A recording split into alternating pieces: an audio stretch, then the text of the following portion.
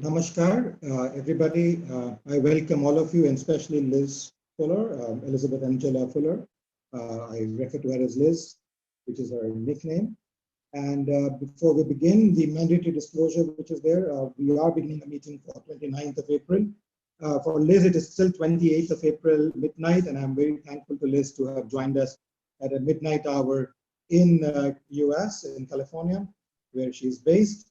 Uh, we are observing all the norms which have been given out by the Ministry of Home Affairs for taking care of any problems which may occur.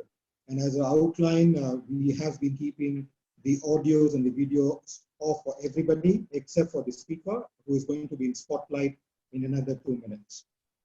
All of you are requested to kindly observe these norms, otherwise the person who is looking after the cyber control of the room would kick you off the room if it is not observed. We are very happy and thankful to all our guests who have come from all over different countries, and we will try and move the session smoothly. There have been cases of Zoom bombing. In fact, even Microsoft, the team, has been infiltrated by hackers yesterday, and we got news in the newspapers that there have been problems with them as a complete software. Their all systems and data has been hacked. So keeping that in mind, we have fortunately been conducting it smoothly, and I'm hopeful that we will do everything well. We have been holding the series of the webinars on essence of life, bringing before you people from different walks of life, people from different countries, to bring forth to you the positivity which lies ahead of us when we talk of the essence of life and growth. And the prime objective of this series is to look upon the positivity aspects of these particular perspectives from people's life perspective of their 30 to 40 years of experience. And the prime objective was that we understand that in a span of about 30 to 40 years, one is able to see ups and downs in one's personal life, in professional life, in different economic spheres, and across borders in different countries when they travel and work in different places. So based on that, we have brought this up. Today, we have a celebrity with us, a person who is a multifaceted. In fact, I learned of a particular feature of her just today, and which we have not written, but I would elucidate on it. I would like to introduce now Elizabeth before I move to her and request her to speak and give her views on the different issues and topics which I have in mind on the essence of life and growth. Elizabeth Angela Fuller, known as Lizzie or Liz, I refer to, if she allows me to call that way. I've known her connected with her for almost about a decade now, and I'm happy that we have had opportunities to interact with her given her busy schedule, but it's always been a pleasure to get her perspective and get her view, and that's why I wanted her to come up today as well. She is, in fact, an entrepreneur, risk-taking capabilities which she has, which I was proud to when I was looking about her, trying to understand what she is more than what I knew of her. It was amazing to know that she was an entrepreneur. She took the risk of owning the same beauty pageant which she actually won way back in 1996-97 as the Miss Great Britain International. Prior to that, she was Miss Wales Great Britain 94 in the UK. She is an actress, she's a model, she is a television presenter, she's a co-director of America Miss World. She is also a columnist. She writes for Wales on Sunday and maybe for more as well. There's a full column of the Fuller Picture which she refers to. There is a social side to her, and the new aspect also which I'll decipher. She is an ambassador for the Cancer Research UK, the Shelter, Humor, and the National Healthcare System of the UK, which is being referred to and is of importance today with the current times. I also learned of her today that she is not only all this, but she is an educator. She's a guru. She does take classes in acting. She develops people in acting. And this is something which I learned today. And hopefully I get a free ticket to one of her classes someday soon. So maybe I could be a better actor in terms of a life, although, we have a stage to perform every day. To just give you that highlight, and you will know more of her as we go forward from her. I'll just pass on the mic to you, Liz. Again, friends, I will request you to kindly keep your questions with respect to the essence of life and growth. At the end of the session, we will open the house for question and answers, and we will request her to give her time, although it's midnight and I know it's too late for her, but still, since she's there with us, we would like to take every opportunity to get her responses and feeds on that. Liz, over to you now, and you begin. Thank you. Welcome, everybody. I have been to India. I've been to India twice. So I've been to Delhi, and I've been to Agra, and I've been to Jaipur, and I've supported the Asharan Orphanage in Delhi. And one of my favorite places, one of the most soul connecting and heartwarming places that I've been to, and definitely put my whole life into perspective as well. So I'm really happy to be here. I can't wait to see all your faces and, you know, hear questions from you and answer questions. I am an incredibly positive person. Obviously, we're in very difficult times right now, but for me, success comes from being happy. And I think if you can focus on always having incredible energy, that's where creativity and that's where growth comes from. And so for me, every single, you know, over the 30, 40 years, let's be polite on the age here with me. I'll say what I've learned is you become more successful with a stronger mind. And so when you approached me, Aman, and you asked me, you know, how do I feel about life and growth in the next 6 months? For me, I am excited. You know, we live in a world right now where, you know, the majority of the world is operating on a fear level. And for those of us that think in abundance, you know, we have to help everybody else around us. We have to inspire everybody. We have to be kind to people. We have to see when people are struggling. We have to know when people are quiet, maybe they're struggling. And, you know, for me, I don't know where it came from, but there's a fire inside me to help other people. There's a fire inside me to create more, whether it's create more success for myself or more success for other people. But this is definitely a subject, life and growth and abundance and prosperity and amazing health and wealth is definitely a subject I love. Thank you. Liz, you know, what do you feel based on your life experiences are the key essentials when you look at life and growth? What do I think of with my life experiences? What do you feel are the key essentials? The key essentials, confidence, believing that you cannot fail. I always think the only way people can fail in life is if your own thoughts are not in a good place or if you give up. And so with my own life, the key to my success is I'm relentless. You know, I'm the person that's in a race and it's a hurdle and you've got to jump over the hurdles. And sometimes you can't jump over because you're tired, so you walk around. Other times you knock it down or, you know, you can jump it. And it's just about always knowing that you have faith, whatever you believe in.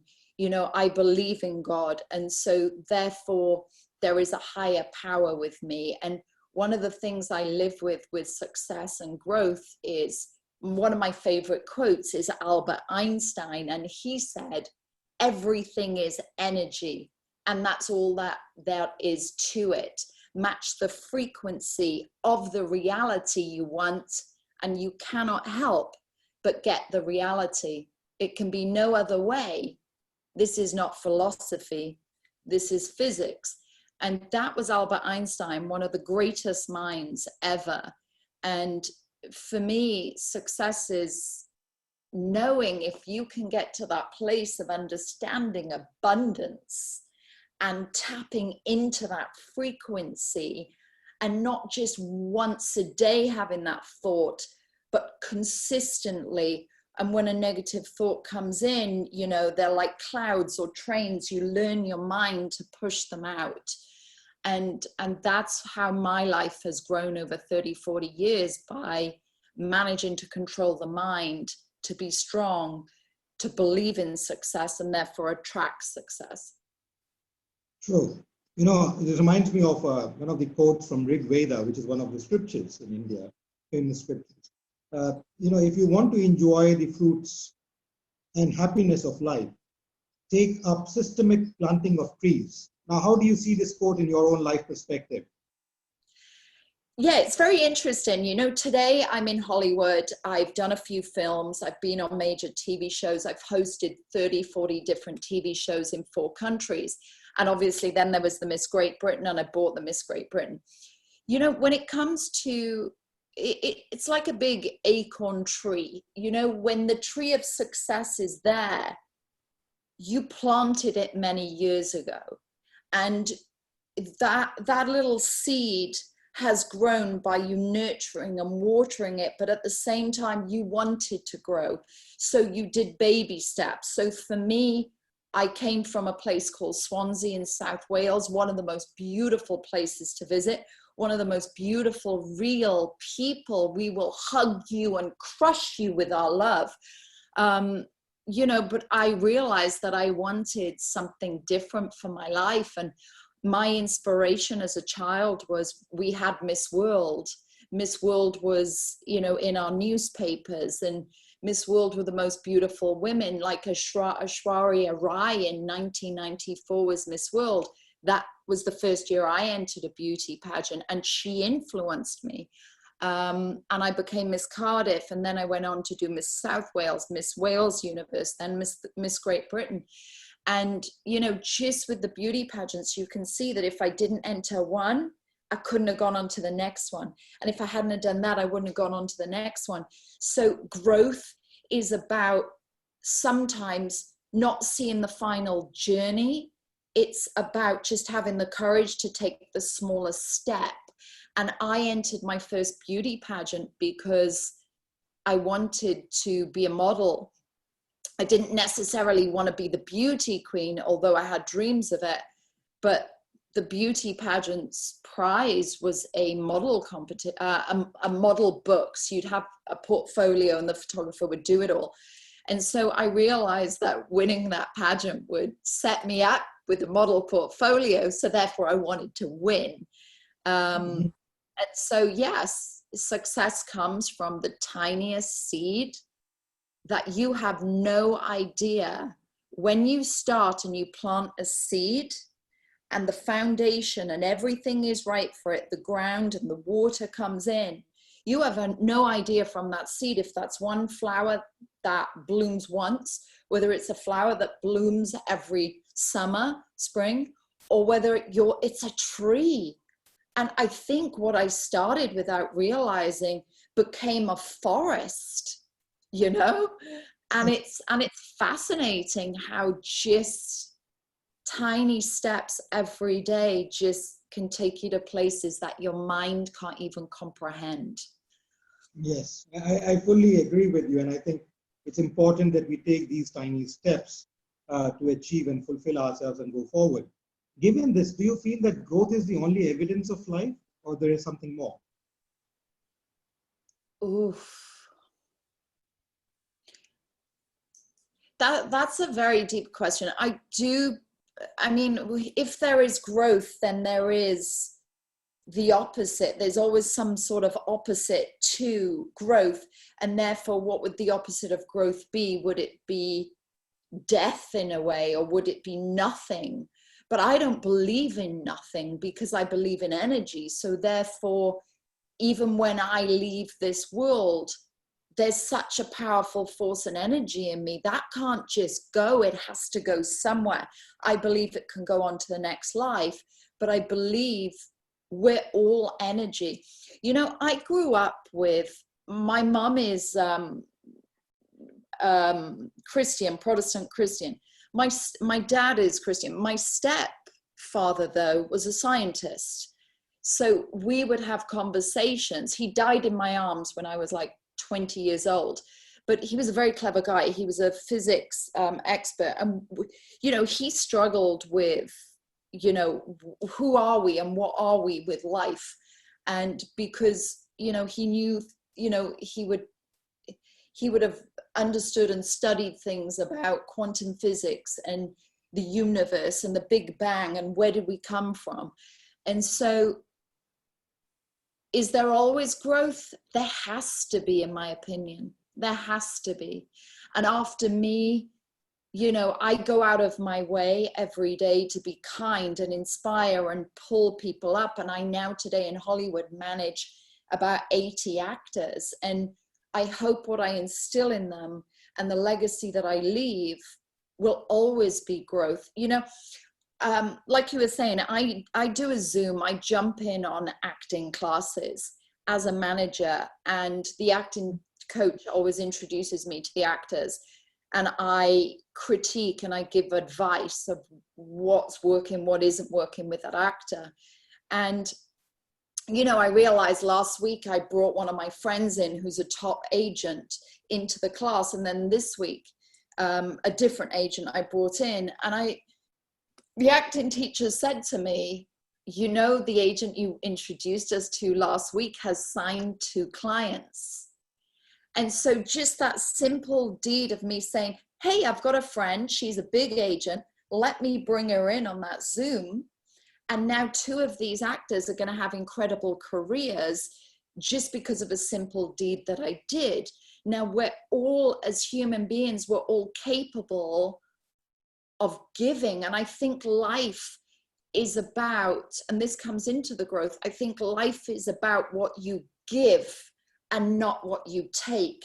And if you are a person of substance that will always give from your heart and you don't want anything in return, you will always grow and things will always come to you.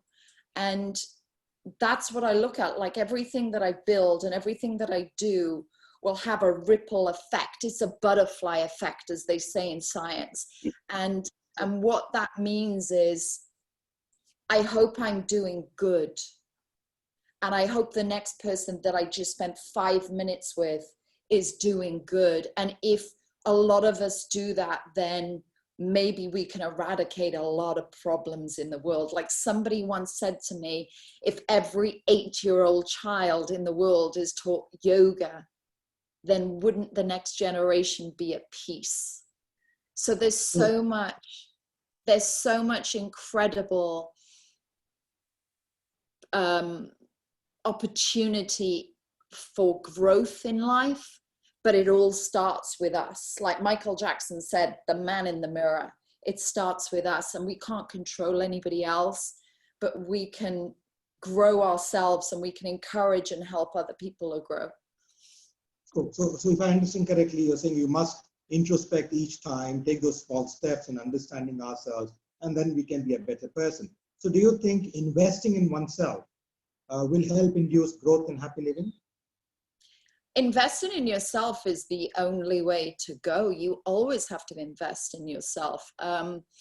You know, simple things, you know, investing is not always financial. You know, we use the word invest as financial. It's not. Investing in yourself is taking time. Switch your phone on silent when you need your time. Go have a massage once a month. Let the body heal. Take time out. You know, that's investing. And then when it comes to business, the only way you get ahead is to invest. You know, years ago, I invested in a company branding me, and I spent, you know, probably 20 years ago, or as soon as the internet came out, I think I spent like £300, which what today would be what equivalent of £1,000 maybe. I spent on, you know, buying my name and building a website. So there's always financial investments, but there's time investments and there's energy investments. And, you know, one thing I really do in my life is, there's a great book, Malcolm Gladwell. I don't know if you guys have had it translated in India. It's called Blink. And Blink is a book where, if we're really in tune with our instincts, when you meet somebody, you should be able to read their energy before they talk. Now, I firmly believe in this. I believe that when I'm at my most positive and my highest frequency, and I'm in that place of abundance and prosperity and confidence, and I'm healthy, which is hard to be at all the time, I do believe that I can meet people and I sense a vibe. And one thing I do with my life to protect myself is if I don't feel good in that person's company, I am polite, but I leave. And I recognize, I was always invited a lot to nightclubs and parties in my life, right? Who isn't when they're in their 20s? It's normal. But I used to realize that when I would go into a nightclub environment, when I would come home, I was drained.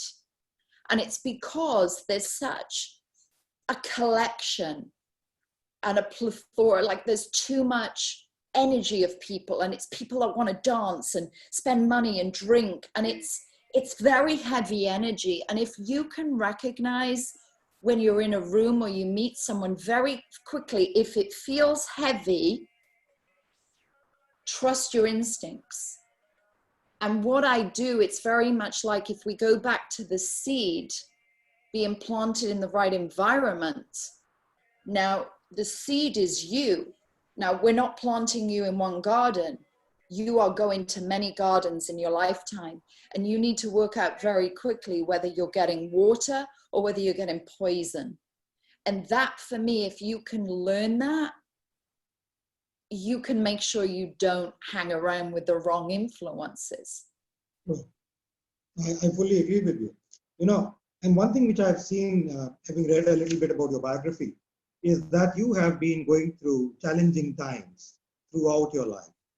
And, I did not know prior to your becoming Miss Wales and all, but I could read after that because it becomes public. But the way you told about your family and all, so it has been challenging times. But one good thing which I see and which I believe in also is that one must look at these challenging times as opportunities, and as opportunities which are lying ahead of us. So what do you suggest, or what do you guide as the sustainable growth? How do we go about doing the sustainable growth structure? I know you said about small steps, but apart from that, what do you think from your life as that how could you induce that sustainable growth? Because many times, many of us break down when actually getting into this framework and in middle way. So how do you go about inducing that sustainable growth when we have these challenging opportunistic times ahead of us? Yeah, I think it's only with life experience that you understand that the challenging times are usually breakthroughs. Now, in life, people can have breakdowns, and it's how we understand it at the time. Now, you may go through one of your hardest moments, and we will all have hard moments in our life, but it's how the mind can process that at the time and come through it. So as you get older, I believe you either get stronger or you get more depressed and bitter. And I think if you can choose to be the person to always stay strong, then you may be able to always go through these challenging moments easier. When I look back and I think of the challenges that I've had, whether they were family or whether they were work or whether they were financial, this made me who I am today. These are the greatest moments of my life. I moved to America as an immigrant with 2 suitcases, a dog. I knew 2 people here. I knew an agent and I knew a friend. The friend turned out not to be a friend, and all I had was the agent. And for me, these are the moments that make incredible people, and these are the people that owe something back to society. Like, you have to inspire those that are scared to make the smallest of steps. True. Yeah, so there's something which I've been working on for almost over 20 years now. That is something I call Serenity and Uncertainty. How do you induce this certainty factor in uncertainty? Because most of the environments are uncertain. Like you just said, you moved into the US, you had feeling that there were certain factors which are constant and you're going to have them, but then things were completely random. So, we live in this uncertain world with all kinds of different movements. How do you induce certainty as an individual? How do I? Somebody once said to me 15 years ago, and this quote stuck in my head: Liz, you have no tolerance for ambiguity. Somebody said that to me. I've never forgotten it. This is easily 15, 16 years ago. So back then, I wanted to control my life. I wanted to have certainty. Now, I've gone through so much. I've achieved so much that anytime there's uncertainty, I love it. I'm like, wow, I'm going to go to the next phase of my life because this is a challenge that puts me into the next chapter. I don't think there's anything that phases me other than earthquakes. And that's something I can't control. You know, I've stood here in this room and, you know, I experienced last year a 6 earthquake, and that terrifies me. There's nothing I can do about it. But everything else, we can control our mind.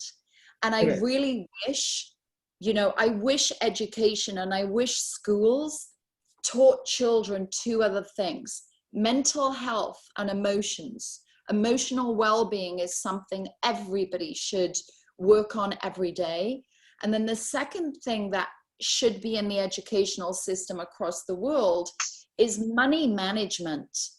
Understanding what is an asset, what is a liability. You know, there's a great book, what is it, Rich Dad, Poor Dad? And, you know, if you come from a very rich background, you will take risks. You will go through uncertainty because guess what? You probably got daddy backing you up. Now, I didn't come from a very wealthy family. I've come from a family that are middle class. Now I look at my family and I think, wow, everybody's got money. But when I was a child, you know, we knew the value of every pound. And, you know, my grandmother's favorite quote was, look after the penny and the pounds will come, right? British sterling. Still a quote that's with me for life. So these little nuggets that people instill in you, if they're given to you with love and emotion, you remember these things and you carry them with you.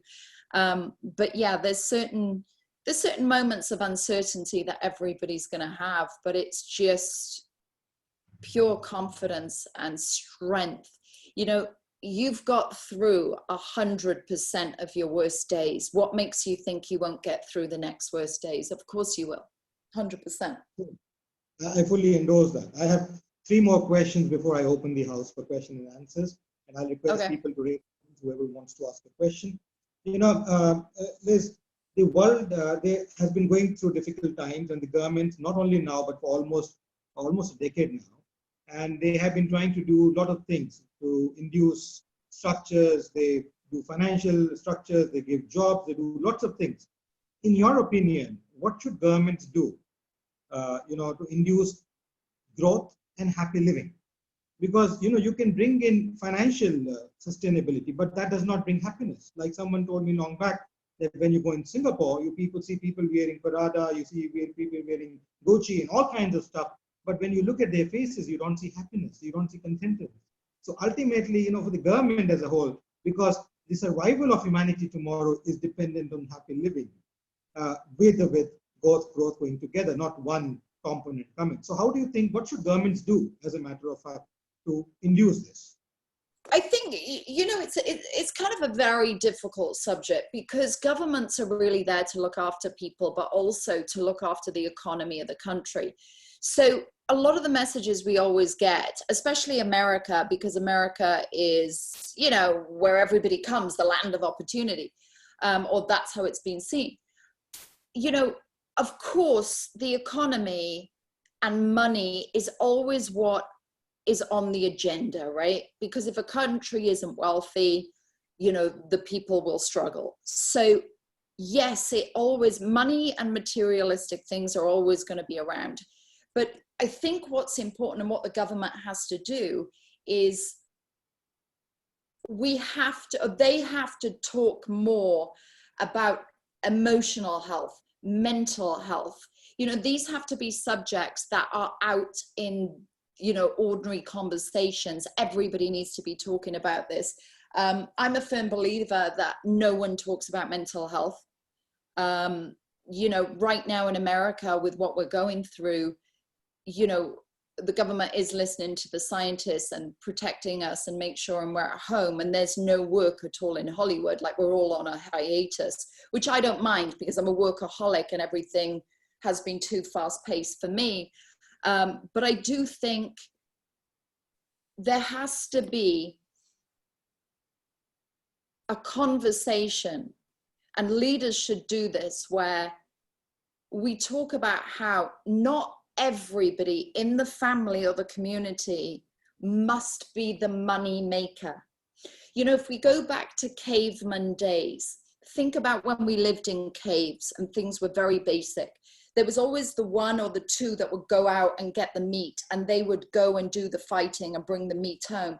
Then there was the person at home that was preparing the home, cooking the meal. And then there was the wise one that was telling us about past stories and history. And then there was the healer, or the one that if somebody was hurt, you know, there was the nurse or the doctor. And I think what we're realizing with the coronavirus and times that are difficult, our doctors and nurses have become more important than the bankers. And so what we have to have a conversation, and what government should be leading us into, is everybody has a place in society, everybody has a gift, but it shouldn't be everybody has to go out and earn as much money. We have to learn how to look after our family. We have to learn how to look after our neighbor. And you know, when I came to America, I realized that this is a very selfish country, as in the pioneers came here, who came from Europe. It was very much competition, got to survive, got to earn money, which I do well in because I'm very tough and very strong, you know, the way I think. But we have to remember Wales, I feel it's a different culture. We will look after our friends and family. And that's in a way what I've seen when I came to India too.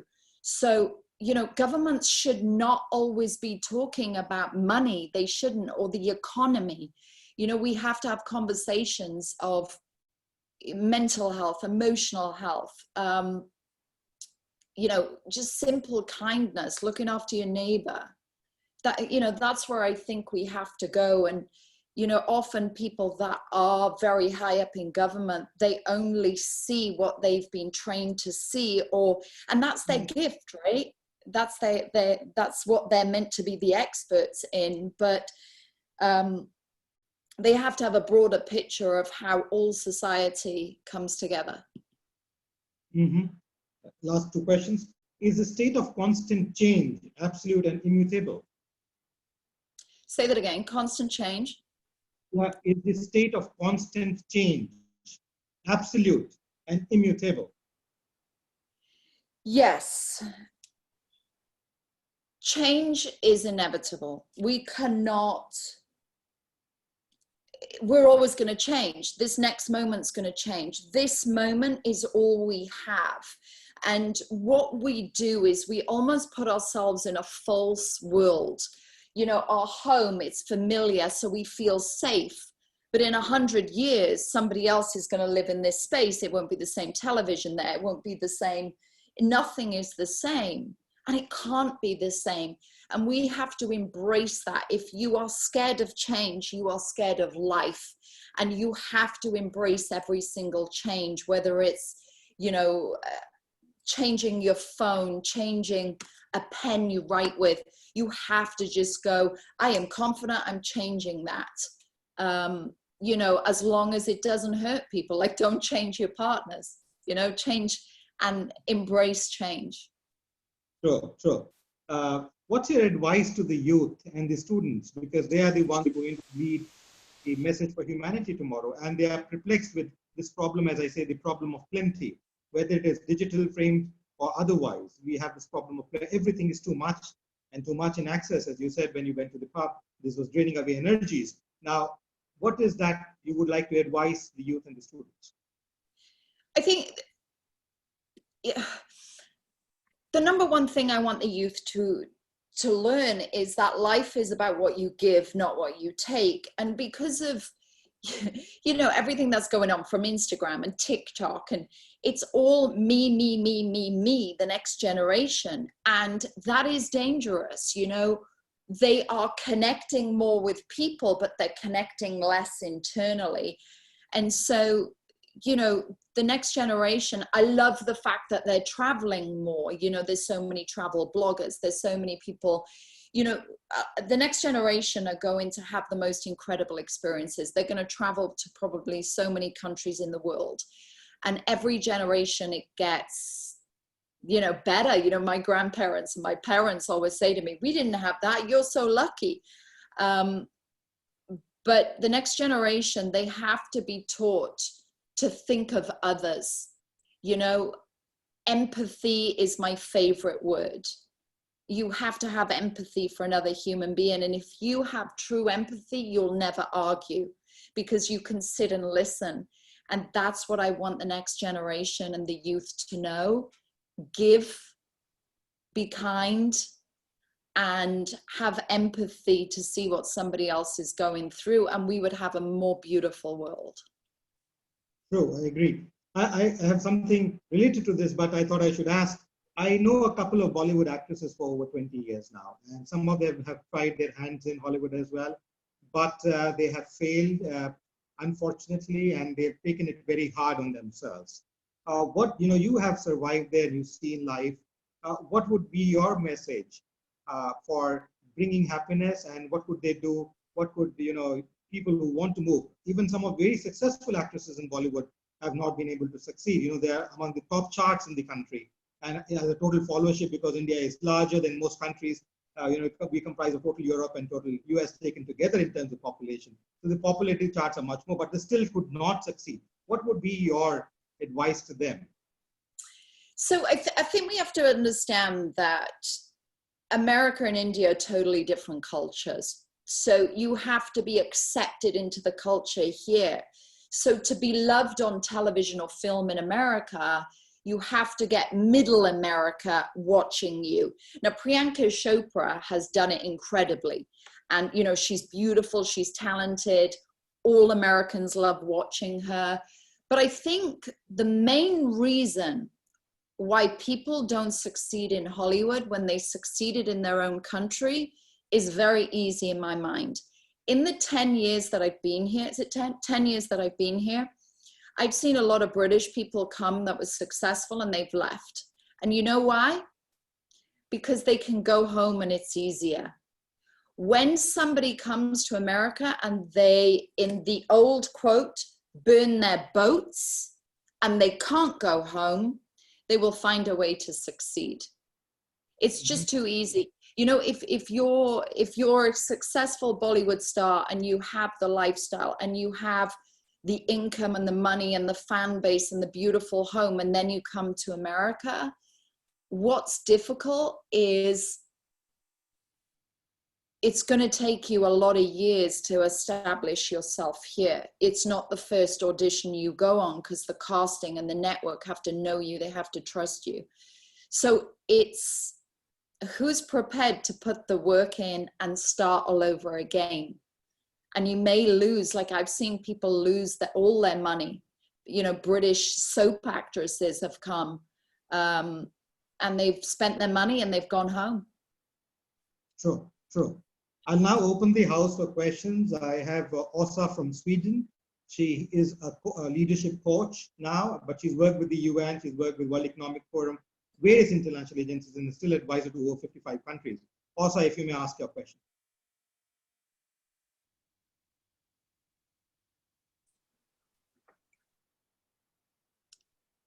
I don't hear you. I don't hear you, no. Sorry. Now do you hear me? Yes. Yes, okay. Good morning from Sweden. And thank you very much for a very inspiring speech. I'm going to connect to the last thing you said, because I work with leadership development now. And I've been working a lot with entrepreneurship development in various parts of the world, in Asia, America, South America, Eastern Europe, but mainly in 35 different countries in Africa.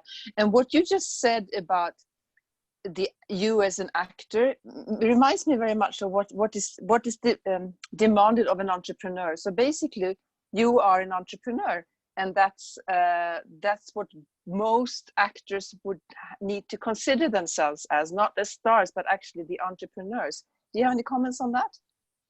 Yeah, it's true. Entrepreneurs have to have so much belief in themselves that it's almost a case of you try something. Most entrepreneurs have failed, right? You start a business, you fail, you have to keep going. It's exactly the same. You know, when I was a model in London, I would go on 8 meetings or castings a day, and I was built for rejection. So then when it came into the buying businesses and being part of something as an entrepreneur, you know, I knew straight away that if you put money in a business, it does not mean that business is going to be successful. You know, you can put all the hard work in, you can put everything in, but that business has to hit. And so absolutely, actors, models, they are entrepreneurs because they're built that way to fight and create and grow, right? So then I wonder, if they are entrepreneurs, if we have agreed about that, are they considered as entrepreneurs? Are they getting that kind of coaching, training that entrepreneurs have access to? Do they realize that this is the kind of training they need to do, rather than just, you know, thinking about their how they look, or you know, No, exactly. I think a lot of actors think they're going to Vegas and they just throw in the dice and hoping it's luck and it comes in. But once somebody's been in this town so long, there's so many good acting coaches here that the coaches then start teaching them. They have to think of themselves as a business and a brand, and they have to find what their niche is, what type they are to fit the shows. And so a lot of the most successful actors are very professional. They set up their own companies. They're like a limited or an LLC company. And then they're a brand, and they approach it as a business. And then they start writing their own TV shows. So they come up with their own kind of pilot, which could be 30, 40 pages of script. And then they'd have a manager that would kind of put together a pitch PDF package. We start selling it. And so the most successful actors understand that it is a business, and they are, you know, the CEO of their own business. Thank you. So I'll now go on to Junzo Watada. Junzo is a full professor, retired from Waseda University, Japan, and now is working with Petronas University as the head of the department and a full professor, the emeritus professor. And after that, I'll go to Mr. Pradeep Gupta for asking the question. Junzo, can you please ask a question now? Just a second, let me just. I ask you 3 questions. I think you obtained the Miss World, and you can select any position, any job after that. But you select the present job, right? And you read this one, your energy, not the planned one, not the philosophy.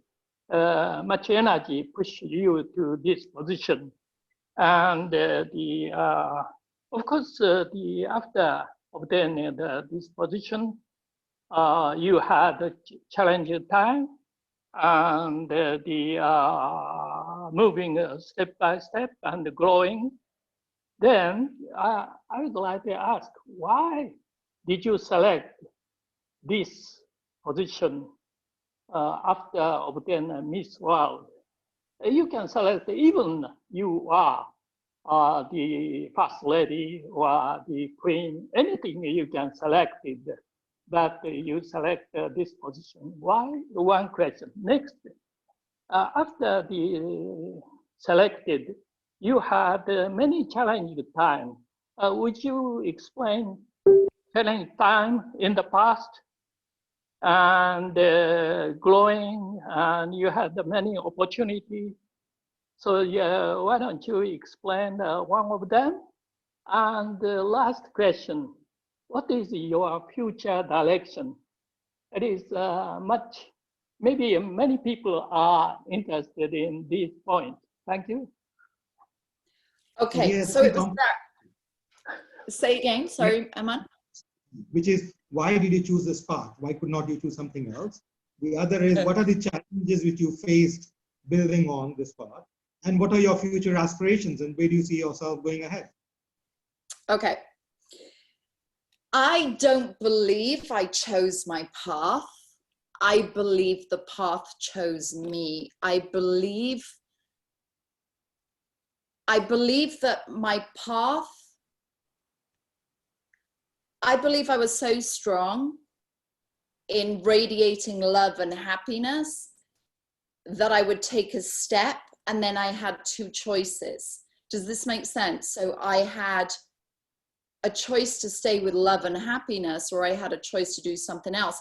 So it's almost like this was a divine path for me. I've always known where I was going because I followed my feeling, and I wanted, you know, why do most actors or TV host presenters choose that, you know, job?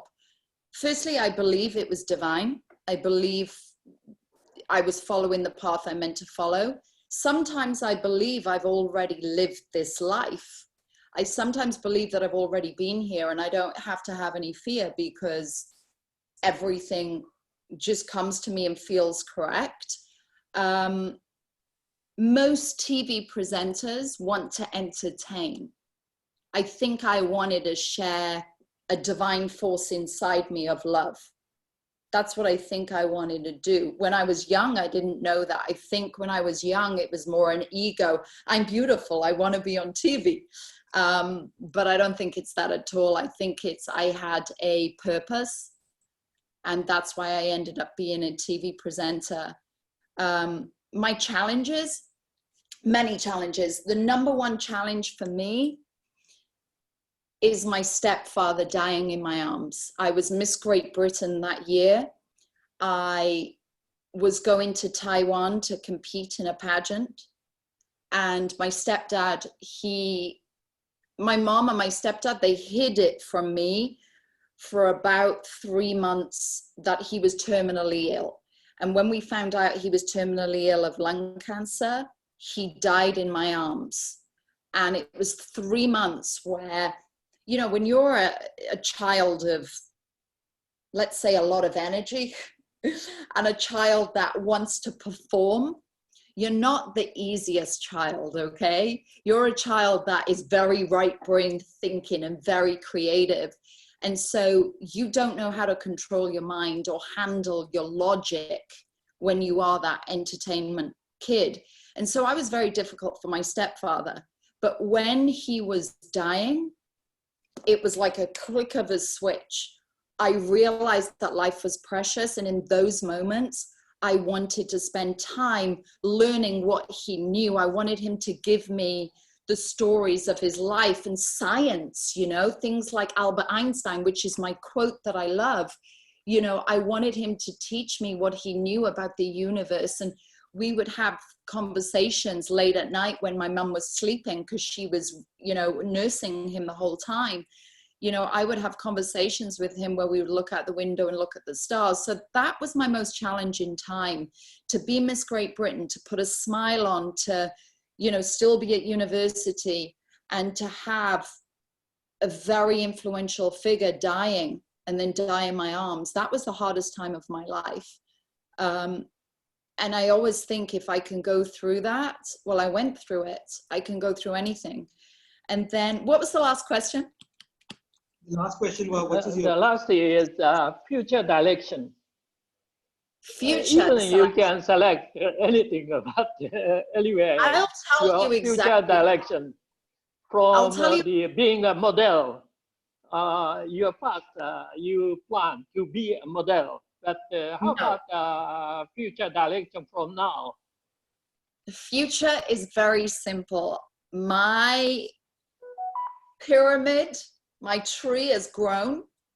And what I want to do now is I want to produce and own content in Hollywood. And I want to produce films that mean things, films that inspire, films that make people think. outside of what, you know, let's question things, let's love things, let's tell incredible stories. So for me, my next chapter is growing into maybe bigger companies and resources of money and having fun, because I'm at that place where I can read scripts, I can choose the scripts, I can choose the people I want to work with, I can choose the stories I want to tell. And so that's what I want to do next. Okay, thank you very much. I'm waiting for my finding you on the movie soon. Thank you very much. And I hope I will just say that the films that I was going to say, the films that I will produce, I don't have much desire to star in them, but I will do, is it Quentin Tarantino? He walks on and he does something once in his film. I may just do that. You'll catch me, but know that I'm behind the scenes creating it and making it. Yes, I was saying that in case there is a chance of a teacher, then maybe I'll get one to play someday. Okay, now we have, I think Junjo has raised again. Junjo, just a second, I'll put you back. Before that, I have Mr. Pradeep Gupta. He's an industrialist based in Noida, and he's had a multifaceted life. Pradeep ji, if you can introduce yourself and then maybe ask a question, please. Yeah, good morning to everyone. Are you able to hear me? Yes, please, go ahead. Yeah. Basically, I want to check, can you share any of the most difficult moment of your life and how you handled that? So I'll just repeat what I said before. It was my stepdad dying in my arms and having a very close relative die of cancer. That for me has been my most difficult time. Mm-hmm. Okay, and how you handled that? You know, I think we have to come to a place where we understand that time is precious and we're not here forever. And once you really understand how fragile we are as human beings, then you really get to live your life. You know, for me, my favorite things in life are flowers. Like, I'll have flowers everywhere around me. You know, my partner, he'll bring me flowers.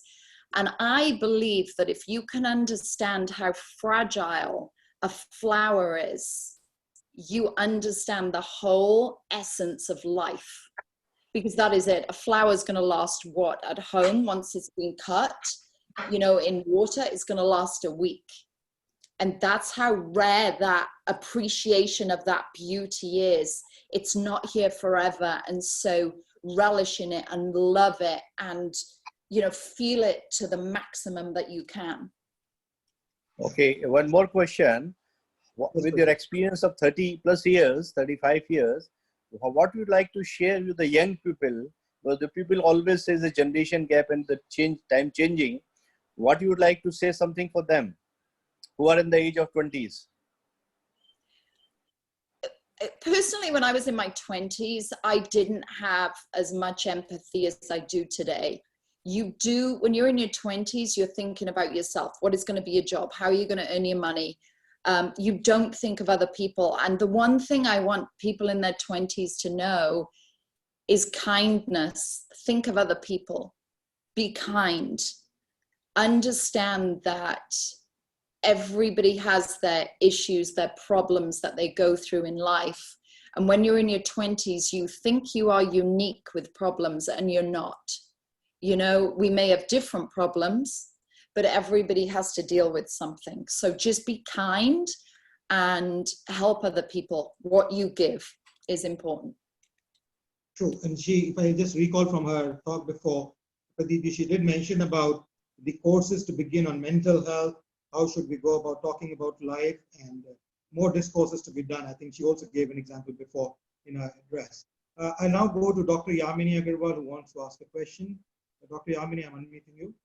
And after that, I'll go to Ms. Hashfa Garg. Good evening, Liz. I'd like to know that you've been in Hollywood, and you know, the Me Too movement that was started, and Harvey Weinstein's trial brought about a debate that even in the most open societies like US and among the most liberated women, they need courage to come out against sexual predation. And this movement also brought about a certain amount of a debate about how in times where opportunities are there, women may have to surrender themselves to sexual predation. How do you feel? What should the young women or men should do in order to protect their lives while trying to succeed through their career paths? This is a very difficult subject. Do I believe that there's been a lot of dirty, bad stuff that's gone on? 100%. Do I believe women subjected to it through choice or no choice? Yes. My advice is that everybody has to make the decisions they can live with, but that advice is not good enough because the powers that be have taken advantage. So how does somebody maneuver through an industry like that? It's very difficult. Us women have to talk to other women. We have to bring up the next generation to know if somebody approaches you wrong or badly, you go to a woman who's strong, you tell her, somebody close to you. And women, we have to believe other women. We have to. It happens with men as well, though. You know, I've heard stories. I think what's happened is we've had some very brave women stand up, and those brave women have lost out on jobs.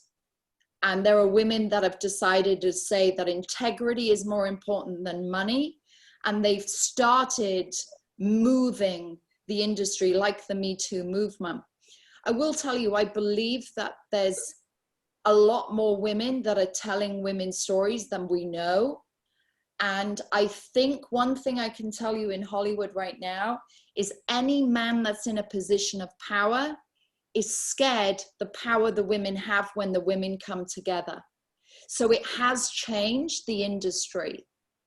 I also think there's a lot more women that are climbing like me. You know, I hope in the next 10 years, I'll be one of the most powerful producers making films here. And I will tell you right now, if I ever hear anything that is wrong, I will confront that person. And I have no power because I have always been so kind. I have always been so beautiful. Every person that I meet, I make sure, yes, I can be very firm and I can talk to people very firm.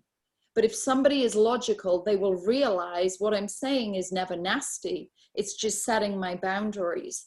And through having integrity in my career and taking very long time to get where I am, I have very good friends, whether they're lawyers, attorneys, and having people that you have built beautiful relationships with, they will stand with you through the test of time. If people that are powerful are buying people or promising people in the incorrect way, those people will turn on those people faster than the people that are good, that have built the relationships over 30 years. And I genuinely believe that. So I'd like to say that good always prevails over evil, but I'm also not naive enough to know that money has been in a position of power that has kept evil up there. But it is changing, and there are more women that I speak to that are mentors in this town that are changing it. And also all the casting, the majority of the casting directors are women in this town. And so now there's this huge solidarity with women where women growing in society is more important than them taking money from people. And that's how people like Harvey Weinstein has been taken down, because people have listened to collective women. And you know, we do have to know that Great Britain and America, you know, I guess what we think of is we are countries where there have been women, you know, is it 100 years ago or 80 years ago that were burning their bras to vote. There were very strong women. And I always think, I have no fear because I have ancestors that stand behind me that were just as strong as me. And so if you're a woman that has fear, don't. You may go without money and power in this lifetime, but what you pass on to your girls and you pass on to your daughters and granddaughters will be more important than you being a rich person driving in a fast car or a flash car. Thank you so much. We move to Ms. Harsha Garg, and because you mentioned of money and managing money, author of a couple of books which is on money, and she tries to give advices and tell people how important it is, like the way you said, the penny and the pound. And we'll have her, and after that we'll go to Ms. Dr. Poonam Sethi and Rajiv Saxena, and then we'll end because we have too many hands, but two more. Harsha, please go first. Okay. Yeah, thank you so much. Thank you so much. Eliza, this is amazing to hear everything you shared, you know, like how money is important and how integrity and balancing your life and power. So like I've been authoring books on money, and I've read, you mentioned about Rich Dad, Poor Dad by Robert Kiyosaki. So these are the books I've been reading. However, my question to you is like, you know, you mentioned that you have that background and that power and, you know, all that backs you up.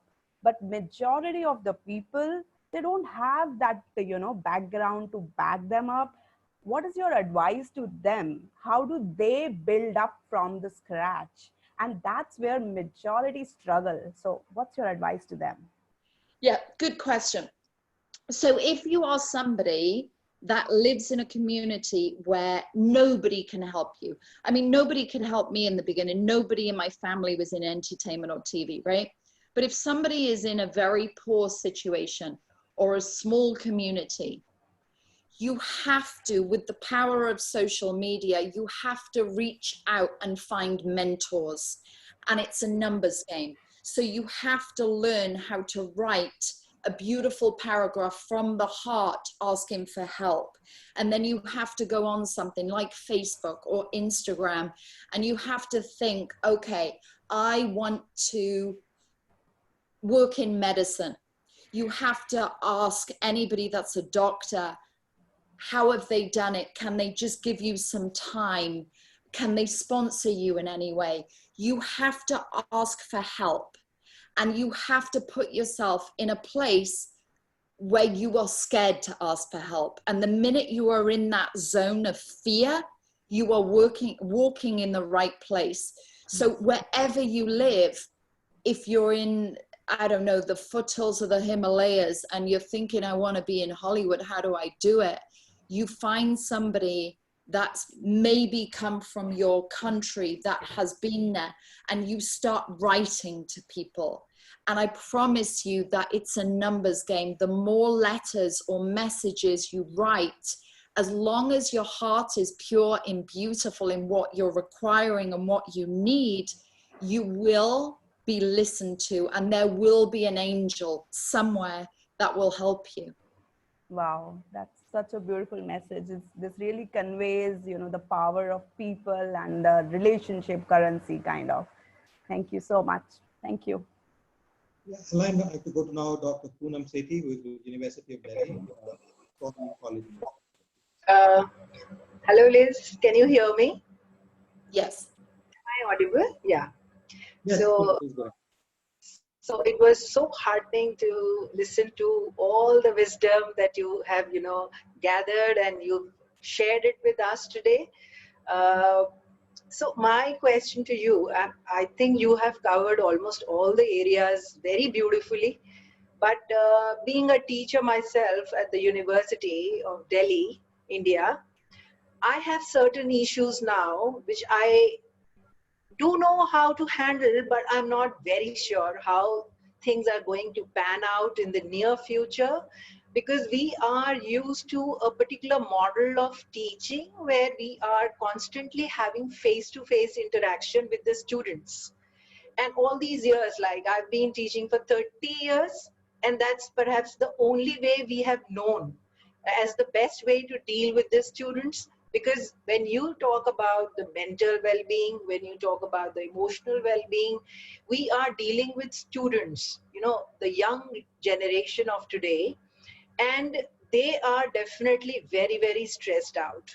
And they do see in us a mentor, a counselor, a friend. And I think somewhere in when we are physically present, we are able to deal with the situations with much ease.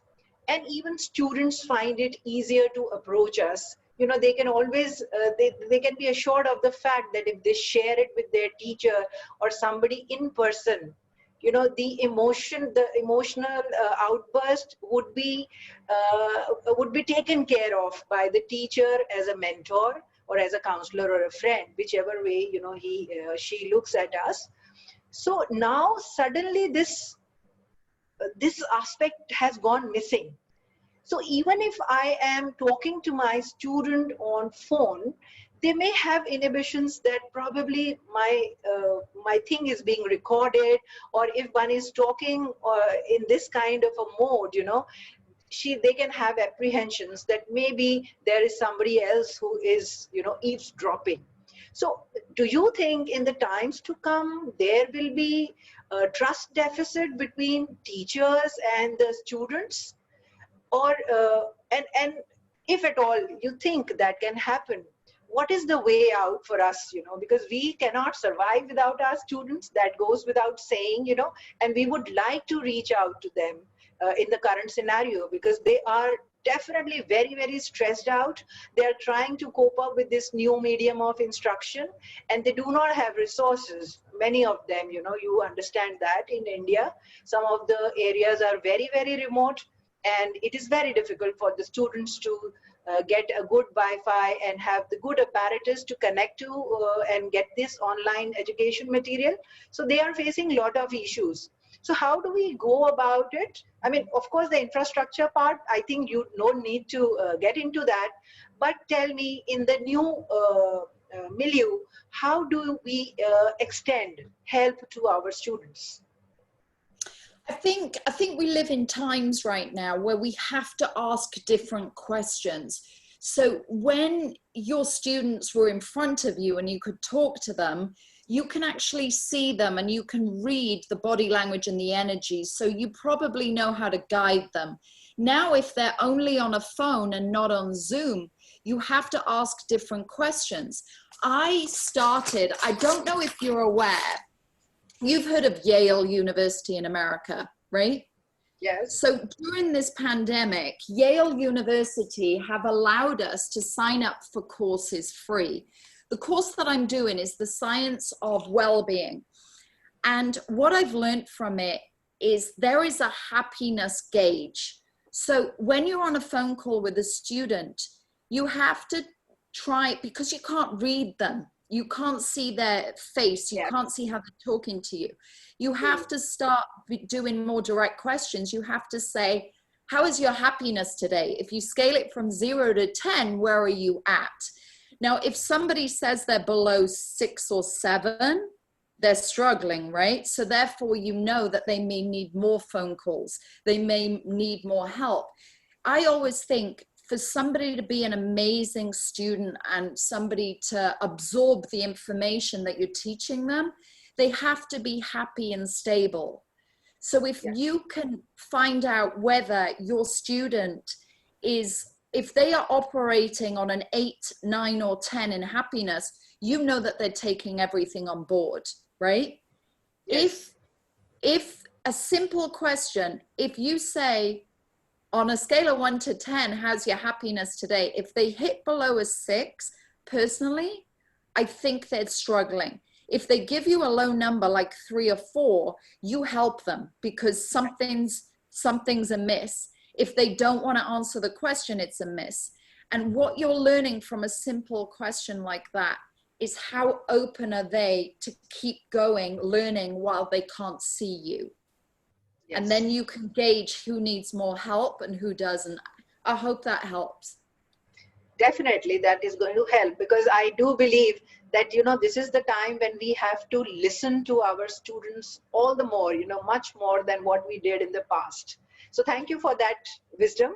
I'm really glad, and I think I'm going to use it, the scale of 1. Because you got to remember also, students in their 20s will tell you what you want to hear. a lot of the times. But if you're asking for a number on a scale, they've got to give you a number. Yeah. Now we have Mr. Rajiv Saxena, and we'll listen to him tomorrow on the same program, tomorrow at the same time. But for now, he's a senior advocate. He's, like some of your friends. He's a family member to us. He's like a friend to us as well. And incidentally, he happens to be my father's student as well. My father was also a professor. Both my parents are professors. And so he is at the Delhi High Court. And he's a very big humanist. He writes a lot of things, not blogs, but he writes on the Facebook wall and other places and amongst his friend circles, a lot of his thoughts about life and things. So, it's nice that he has been coming to our program here every day. And I will request now Mr. Rajiv to kindly ask us. Hello. Hi. Am I audible? Yes, Rajiv. Please Yeah. Hi, Liz. It's been wonderful listening to you.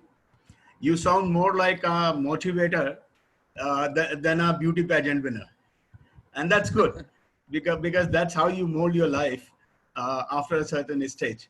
And it's been really wonderful listening to you all throughout and the way you have handled the questions. Thank you very much.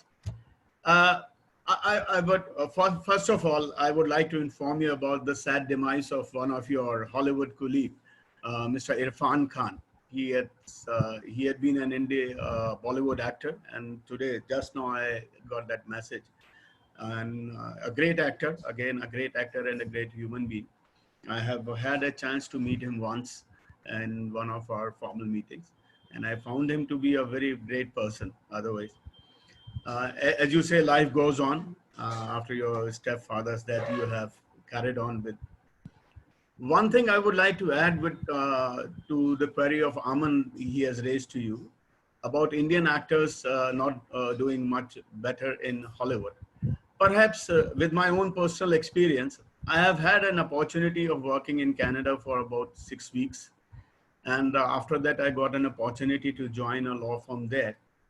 But then, the conveniences of life that we enjoy in India is perhaps difficult to get in US at your nascent stages, at your initial stages of your profession. And that is something which pulls back people to India because back here, it's much easier to get domestic help, much easier to get you up.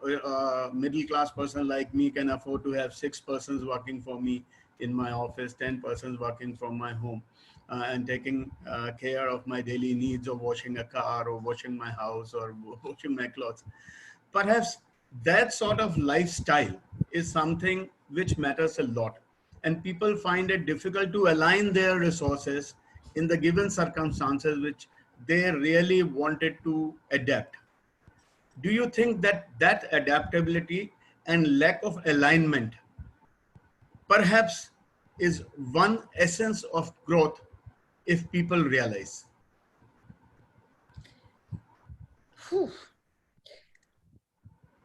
I think, if we go back to why do people succeed here and why do they want to go home, and you have a support system, and I think it always comes down to that, doesn't it? It comes down to, how strong are your family roots and what is your support system? And if you come to a foreign country to make it on your own, most of the time you're not going to, or you're going to make a load of money, you're going to have a load of experiences, you're going to learn a lot of things, maybe in a university, and then you're going to go home. For me, there are times where I absolutely miss my family. Last year I flew home 5 times, which is a lot. It's basically every 2 and a bit months. But it's important to me. This year will be hard because obviously, travel is not advised right now. I think it comes down to the support system. Like you said, you're able to be in India and have people working for you. Whereas in Canada, firstly, you'd have to trust strangers to work for you. And secondly, it'd probably be a lot more expensive, right? And then would there be loyalty? So familiarity, if you're somewhere that's familiar, you tend to be able to be successful more because you feel comfortable and therefore you feel confident. I I think I'm very unique. I thrive on the unknown territory. And also, like I said, you know, for me, all my paths were leading here. I was coming to Hollywood. And so, like I said, you know, there is like this divine purpose, which I believe is in me. And I believe I will truly find out what it is when I die. You know, I feel like everything will come to me and my life will make sense. But yeah, I do think it comes down to your support system and where you feel familiar and at home to be able to have the confidence to really succeed. Perhaps would you suggest what I could get from your discourses, that perhaps it is the focus, the lack of focus, which puts back people from reaching the path, the destination they choose, and fall back in the middle. Is it what you're suggesting? It really depends on what drives you, right? If you are driven to just make money, the way I believe, I don't know whether you're truly going to win. And what I mean by that, if your goal and what drives you to be successful is only money, you're going to be unhappy. You may be the wealthiest, richest person with the biggest house and the nicest cars and a load of people around you, but you're not going to be fulfilled.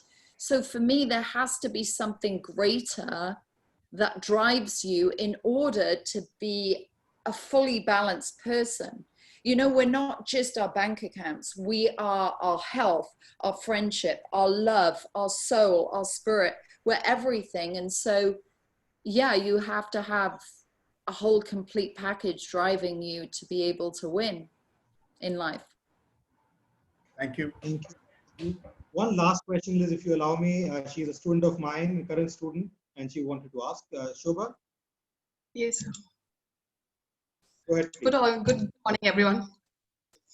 So this question of me is just out of curiosity. It's nothing related to it. I just wanted to ask you that if someone has a background in filmmaking, so what are the steps he or she should likely to take to work in Hollywood? And what are the basics need to be fulfilled? And what I would also like to ask you that what experience have you gathered in the years of experience there? Thank you.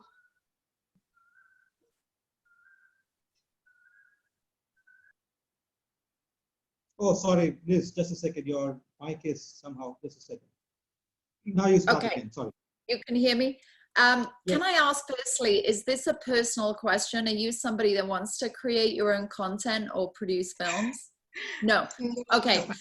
So I now think we live in a very global village. And I think, yes, we understand the Hollywood term and the Bollywood term. But I really believe if you keep creating your own content, you write, you produce, you create like a GoFundMe page, you raise your own money, you create and film your own stories, I think Hollywood will come to you. So if you want to really create content, you know, work out what is at the core, why, what are the stories you want to tell, how can you tell them beautifully? You just have to make things. You have to make it. You have to let people talk about it. And if you are very good at it, other people will make you successful by them continuously talking about your project. And then the people in position that want to make money, whichever country, will see the footage and hear about you. But it's a very long journey. And I would say if you want to really learn about filmmaking, you sit on YouTube and you watch as many learning filmmaking. This is if you don't have the money to go to university to study filmmaking. You just teach yourself. We live in such an exciting world where there's so many videos of how to learn anything. You can learn how to knit, you can learn how to cook, you know. So I would say just learn everything you can learn on the internet and then just do it. and then just try and get people to spread the news on social media until people that have money come to you to invest. Does that help? Yes. Liz, we would be ending the session now. I'm very thankful to you for taking this time out, and I hopefully get to trouble you once more sometime, not for this, but on a more convenient timing for you. You know, I had a question, inquisitive question. You know me for such a long time. You know that I'm more into finance and finance and economic issues. What came to your mind when I asked you to speak about this and that I'm hosting this particular series? What was the thought of your mind when it came to you? Because I'm not talking of finance at all here now. I think you're a very intelligent professor, that if you teach finance, but you also are somebody that talks about life and growth, and if you're open to conversations of creativity, then you're a very intelligent finance professor, because a lot of finance professors will have a closed mind. But like I said, I believe money comes where the energy flows. And you know, money, the same word for money is currency. Currency comes from the word current. Current is another word for energy. So really, it's all about the energy. Where you place your energy is what's going to grow. Yeah. Sure. Thank you, Liz. And we will be closing in 1 minute. I'd like to announce for tomorrow. Tomorrow, as I said, we have Rajiv Saxena coming over. And day after, I have another person from the US. He's an entrepreneur who's worked in the US for a long time, and now is running his own company for almost over 15 years now, called Intera IT. He's going to be speaking as an entrepreneur again, with the American perspective of what life is about. And thank you, Liz, and keep safe and go sharp as you have been with your smiles and with the humanity factor. Thank you very much. Namaskar. Bye, everybody. Bye.